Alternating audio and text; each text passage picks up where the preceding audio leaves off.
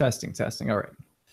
Everyone, welcome back to another week of spreading the message of peace and liberty. I'm joined by my good friend Jamie Sherman, who is the creator of the Voluntarius comic book series, which you can see right behind me. You can find it at volcomic.com. That's VOLCOMIC. I love the comics. I read through all of them earlier. They're super well written, super well drawn. But whether it's this comic book series or Freedom Toons or any of these other cartoon series, I think one of the best ways to reach more people is through laughs and fun. So Jamie, thanks so much for coming on, man. Oh, of course. Thank you so much for having me. I appreciate it. Yeah, it's been a while since I've seen you. I met you and your wife at the Tom Woods 1000th episode event, which was amazing. And funny story, I don't know if you remember this. Me and TJ Ecker, we went and bought a 12-pack of Heineken, brought it back in. I remember I offered you and your wife a beer, and we were all sitting down having a beer. Then the lady came over and kicked us out of the bar. So she was like, "You can't drink this beer in the bar." And we all moved 20 feet over, right outside the bar. So I don't know if you remember that. I remember some of it. I was kind of inside and outside, and then you guys were right next to where the food court was. Then you moved from one place to the other, and then by the end of it, you had made your way into the hot tub, even though it was roped off because of the rain. I got kicked out right away. You got kicked out, yeah. And all the security guards are coming toward you. You're like, oh, I guess they're gonna come get him. But they were actually super chill. It was awesome. I mean, that was kind of the defining difference between police and private security. Private security is not trying to, rough you up or get you in trouble. They just kind of want to, get you back. Oh, they want you to leave a good review. Yeah. Well, yeah. So let's talk anarcho-capitalism for a minute. So for me personally, I think most people deep down are anarchists. They just don't know it. I think most people prefer to direct their own actions and live in peace, But how did you find out about anarcho-capitalism? For me, it was Tom Woods, Walter Block, and of course, Murray Rothbard. Awesome. Yeah. For me, I guess the concept maybe would have come more through Tom Woods and Rothbard a bit.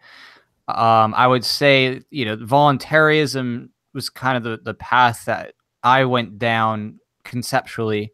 And a lot of it was my own personal journey, researching and looking things up with government history, and then eventually coming across some stuff with Alex Jones, and then other things down the path, like Mark Stevens of the No State Project and things like that. So it wasn't necessarily some major author who led me down that path, like Mises, or Hayek or something like that. It more just was my own personal research, and then eventually into some, different types of people who talk about what government action really is. So how did you start off? Did you grow up in a conservative family, real family? How did you evolve? Sure. So the fuller story would be that I grew up in a conservative Christian home. And specifically, kind of, I guess you could say very neoconish, at least at the time, growing up and things like that, big supporters of Israel and all that good stuff that you typically have. And so, I grew up in that mentality, but I still had a penchant for liberty and individual rights. And so I thought through that lens, but it was obviously inconsistent. And it wasn't until I was, a sophomore in college, or actually, it was actually freshman in college, just the end of the year. And I had a history class, and the professor was talking about the eugenics movement, and that led me to do a lot of research and kind of propelled my path down that way. So, it's interesting you mentioned that. I learned in my psych class, we were talking about the Tuskegee study. I'm sure you know about that, where 600 black men or something like that were given syphilis. One thing my teacher didn't mention is that it was done under the guise of giving people free healthcare. She didn't mention that part. But yeah, that's interesting. Yeah, that happens quite a bit, actually. The same happens to military members. Often the government will give them experimental vaccines or other types of shots before they go out. And if you talk to a lot of people who are ex-military, especially Vietnam War, you will hear stories about them being shot up with something before going out and having crazy reactions. Yeah, just all the military around the world. I think Japanese soldiers were high on meth or whatever. They tried a bunch of drugs on our soldiers. Now we could just talk about that for an hour. But yeah, that's great. Well, anyways, I want to get into your comic book series. So when did you start this comic book series? Because like I said, I love it. It's super well drawn, super well written. When did you start? Thank you. Yeah, I actually started because I was somewhat bored while studying for the bar exam after law school. So Oh, I Lord. was, Okay. yeah, I was just thinking about how awesome it would be to have a liberty themed, truly liberty themed, voluntarist themed superhero comic where the fundamental norm of the universe is that government is unethical. Because I just looked around and I said, nobody's doing this. Nobody is having a system of ethics as voluntarism be the foundation of the story. Most every comic, cartoon, anime, movie you can imagine, they have a philosophy behind it. Even when people say, "Oh, I don't like politics and stuff with my, comic entertainment," it's just not true. Every single one has an underlying theme based on what's seen as right or wrong by the protagonist and what's seen as acceptable in the storyline. So, it just didn't exist. I'm like, well, if nobody's going to do this, I might as well go ahead and do it because I wanted to really see that happen. So I just started writing it and then prototyping it and just ran with it. And, I kind of blindly ran with it because I didn't, have any crazy comic book making experience. I wasn't a specific artist who, practice drawing comic book style drawings. So a lot of it was, me just kind of figuring out as I went along. I mean, I had some background in graphic design and things like that, but I just, went with it and said, this just needs to happen more as a fan than anything. I just wanted to see it. I wanted to go and read it. I wanted to go see it in a theater. So. And you've had great success so far. I mean, I guess my next question is, what's your production process like? Because I think you mentioned to me, offline, you don't do all the drawing, or how does the production process work? Sure. Yeah. Well, comics typically take several people to make. A lot of people have a misconception that a comic book is just one person and they write the story and they draw it out and they like put it all together themselves. That's just not true. The most common thing is there's a writer or maybe even two writers. There's someone who does the pencils, that lays down, layout. There's someone who does flats or colors and things like that. There's someone who does ink. In other words, they do digital ink over the pencils that were hand drawn, very often. There's someone who does letters. There's someone who is putting it together, to be ready for print and things like that. So I take on some of those aspects and roles in little ways. I've like lettered once and I've done some color adjustments, this and that. But over the years, I've worked with a number of different artists and teams. And now I kind of have a main go-to company that I have a very good working relationship with. And so we work together on it. And that's, we kind of have now a Voluntarist Origins going forward, is that consistency. So it's been awesome. It's been a lot of fun, but I mean, like you said, you have a little bit of background in graphic design, but going into this, I mean, you had to learn a lot, I imagine, when you first went into this. Like, how the hell do I start a comic book series? Because, that's an awesome idea, but I wouldn't have thought to do it. So, yeah. I mean, it takes, for me, it was natural from just my upbringing. I liked comics. I liked animated films and things like that. You might see some, Godzilla stuff back there. Godzilla was one of my favorite things. And I just always loved fantasy and things like that and cosplay and dressing up. So I figured I'd do something in that genre, in that vein, but, I'd never done it before, but I just decided to self-direct my education and, research it and read about it until I, figured out all the things I need to do to get it going, and just went from there. If you may ask, how many copies have you sold so far, if that's something you're able to give away? I mean, I just want to know how successful you were. I don't know the exact number offhand, between the campaigns, and then there's also like direct sales, but it's, I don't know, something in the 1,000, I'm guessing, based on between the actual campaigns and the, direct, sales kind of thing. So something over there that is for physical copies. And there's also people who read the digital copy, they download that or they buy the digital and stuff like that. So over the years, I would have to guess the readership's been in several thousand based on my estimate. What year did you start again? 2012 technically is when I began, and the first one kind of was like released out by 2013. So it's been around for about 6 years. Wow. So the readership, I'd say, is in the thousands in terms of people who have, at least just based on what I see on web statistics and downloads, stuff like that, in the thousands. But I mean, it's something that, even that to me, is impressive, just because I'm doing something that's such a niche. I mean, we're talking about a niche of a niche. You literally have, libertarianism, voluntarism, and then, you also like comics, and then it's like, you also like superhero comics, because there's some people who just are sticklers and they don't like certain types of comics, So, I mean, I'm impressed that it's done as well as it has, but it's been growing more than ever. And I think, it's only natural with what you see going on right now with all the Marvel movies and the DC movies, and every young person loves anime. the weebification of America, you could say. But Yeah. No, it's funny. When I was reading through one of the comics earlier, I pulled up an ad. It was for my friend's page, Actual Anarchy, from Daniel Elwood's my good friend. So that's funny. You run ads through your books. Yeah, exactly. So, I've had people who have been awesome supporters, and he definitely was. And the Actual Anarchy podcast, has got a centerfold, awesome advertisement there. I really like the advertisement. It looks cool. It's like they could, put that as a centerpiece on and frame it. It's an awesome image. So. Absolutely. Yeah. They're my really good friends. So it's funny when I saw that, I didn't know he had that in the book, and I was like, you didn't tell me this. So, all right, let's start talking about the comic book. So I think you have 5 out right now, and I think you just finished up a fundraiser for a production for another one. Yep. Yeah. So the ones that are out, and the ones I can see behind you are the main ones that are out for release. The Voluntariist #1 incorporates 2 other Indiegogo campaigns, the second campaign and like the Voluntariist versus the TSA, because they're just little short tidbits.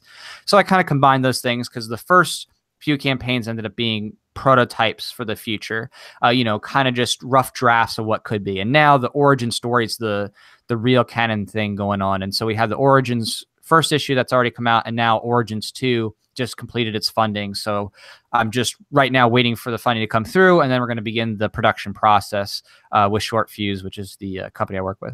Yeah, so your issue #1, it's the Origins right behind me. So when you were creating this, did you imagine that, I should just keep this like really short, I'm just going to keep it like the ideas of the character, then everything else will flow from that? Or did that kind of, did you plan that?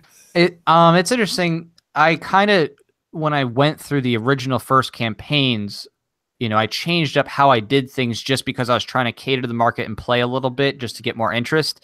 I wrote the story originally through and through all the Origins. I mean, in terms of the actual writing portion, I wrote it very far ahead. So I know the universe quite well, and there's some things that I touch up and modernize and fix up over time, but I have the full Voluntariist story and several arcs already done. So I know, kind of where things are going to eventually head. But when I was doing it in the fundraisers, I kind of wanted to spark some more interest just generally. And that's why I did things like do the State of Zombies issue for fun as a Futureverse thing, just because Walking Dead was very popular at the time. And I was like, okay, let me play off this zombie love right now and do that. And that ended up being a great thing because people liked it and it helped get some more interest in the comic series. Oh, yeah. And of course, yeah. With Snowden and Assange and the revelations, like that just led to me doing that kind of thing and playing off of that, just kind of a future prototype. But it was a lot of fun, and I just kind of rolled with some of the major themes of, national news and politics. So, but now I'm back on the main track, and I'm going to keep going that way.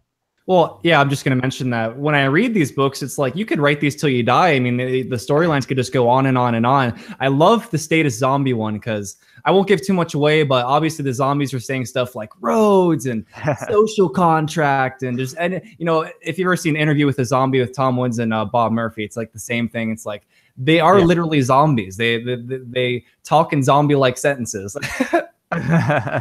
Yeah, exactly. I mean, it's just a fun play off of it. I mean, and as you saw, those are kind of more insider things. Like you kind of have to know the lingo to get it. But it was okay because that was my point. I was trying to pander to those who already knew what was going on to get some, support and interest. But now it kind of goes away from that. Now Voluntariist is actually really developing the story and the narrative that anybody could jump in on. Anybody could pick up Voluntariist Origins and read it like as if they were reading the first issue of Spider-Man or the first issue of Captain America or Batman or Superman. It just runs just like that, where you hear about a character and their development and what happens. So, now it's going beyond some of that hype and fun little insider jokes to actually developing a story that really brings about a thought process on the question of what it means to be truly free. So that's kind of the central theme of Voluntariist. Right on. Well, tell us about the characters, because I love how you set up the characters. You obviously have your good guys and bad guys like in any other comic, but tell us about the characters. I think the main one's Jack V. Lloyd. Is that the main protagonist? Gotcha. Exactly. So the story revolves around Jack Lloyd, who he's a kind of a young guy who's graduated college recently in the story, and he comes home to help out with his family. They're working on a farm. They're organic farmers, and his dad has to get some surgery because, hip needs a bit of replacement. So he comes home to kind of help out with things, just kill a little bit of time, just be nice to his parents before he goes and, starts actually working, in an engineering firm because he was an engineering major. And while he's at home, he gets hit with a chance event, a cosmic radiation event. And this event is kind of what sparks the story in terms of his powers and his development, and also the government's interest in him, because this cosmic event interferes with the government's plans to pretty much enslave humanity once and for all. The government is attempting to kind of create kind of a false flag event to get everyone under its rule, and kind of end all conflicts with other nations and just focus one common enemy. So this kind of messes with some of those plans and puts a wrench in it. And the story develops along that line with, Voluntarius Jack Lloyd discovering himself, discovering the principles of liberty, and also trying to save his parents and stop the government's plans for total enslavement. Now, what are his partners like, and what are the villains like? Are there any particular villains that are like standoutish? Sure. Yeah, I can give a little bit of some background to some of the characters that come forward later, just some of the future prototype universe things that come out there. There's, for example, Voluntaria, who's on the front of State of Zombies, and she's an ex-DEA agent who was affected by the radiation event. She actually left the DEA because she realized just how evil it was, and she was, breaking into people's homes over small amounts of marijuana and ruining their lives, and they were, using it for medical treatment. And she just, kind of clicked, seeing that she was hurting people, not helping. So that's a little bit of her background. There's Ann Cat, who's also on the cover of State of Zombies. And she was kind of a little bit of a bookworm, a little bit nerdy, just kind of worked at a bookstore and just like to keep to herself and just, be an avid reader. And she was affected by the cosmic event as well. And she kind of is a, individualist because of her, love for knowledge and individual, kind of principled living, being away from people. And there's Agora, also, again, I'm seeing a cover of the State of Zombies, who was a sex slave worker, forced into sexual slavery, and who escapes her captors because of the event.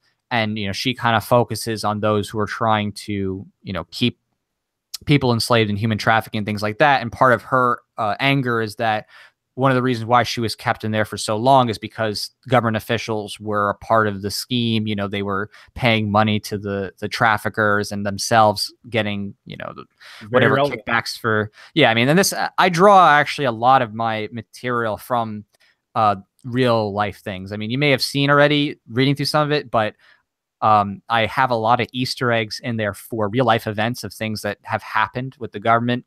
I have a lot of little secret symbolism and things that some people, if or research what I put in there, you might realize that the Voluntarius story is part fiction, but also part reality. And that's what I hope that people I definitely noticed those Easter eggs. I noticed all of those. So I was hoping other people see those. Exactly. So it's like every single thing I try to write about is, to me, strikes a chord. It's something that I know about or research about when it comes to government and how government manipulates people or causes, mass harm against people. And so through the comic story, I just hope to, also help people realize that this seems like it's a fictional universe in some ways because there's these crazy characters and powers and stuff. But at the same time, the underlying themes and the actions, they're not actually as far off from fiction as you might think. And that's, part of the series is to get people to think about that and kind of research and develop their own ideas about what's going on in the world. Well, I love the comic book series. Like I said, everybody can check it out at VOLCOMIC, volcomic.com. Is there anywhere else we can find you? Sure. There's, facebook.com/volcomic. And there's the youtube.com/the Voluntarists. Pretty much if you put in Voluntarius comic or Volcomic, it's all there. It'll link to the Facebook or to the YouTube and things like that. They're all interconnected. But volcomic.com is the place to go, to one-stop shop for all the universe terminology and links to everything else. Well, like I said, reading through the books, I was just smiling the whole way. Thank you so much for doing this for the world. And thanks so much for coming on, Jamie. Oh, of course. Thanks for having me on, Steven. All right. We'll see you all tomorrow.